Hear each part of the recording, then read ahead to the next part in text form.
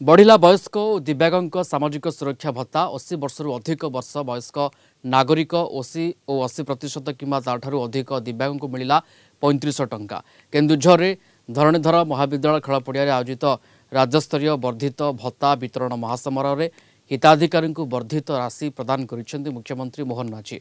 आदि मधुबाबू भत्ता योजना और जातीय सामाजिक सुरक्षा कार्यक्रम अधीन भत्ता राशि परिमाण 3500 टंका को वृद्धि कर सामाजिक सुरक्षा भत्ता राशि वृद्धि द्वारा राज्यर 4,15,000 अधिक हिताधिकारी उपकृत हेबे।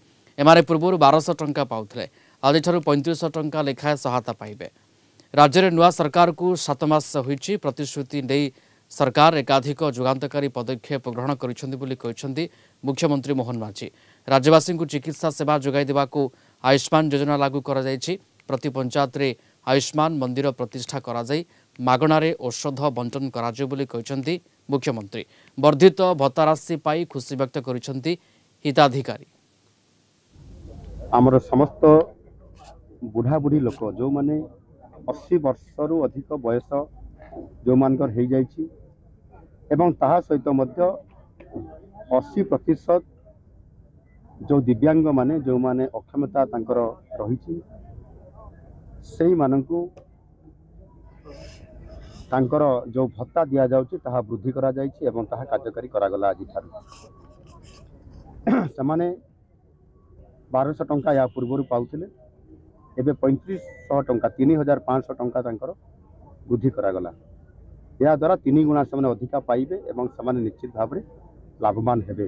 सेटा तो से कहते दवा कथा से यही सांगे देते भल होता कहीं विधायक माने माने सरी विधवा माने सबुठू तल स्तर में अच्छा किए वृद्ध वृद्धा से जड़े दी जन कथा कहीं विधवा लोक स्वामी मला पर गोटे परिवार दायित्व जो थाए से कथार को ऑनरेबल एमएलए फकीर नायक भी कहते मुझे कहली जे विधवा मैंने जो परिवार दायित्व नौ स्वामी मला पर भत्ताटा तो देवे से किंतु यही सांगे देते आम खुशी होता कारण से परिवार चलुच्च बड़ दुर्दशा अच्छे घोषणा कले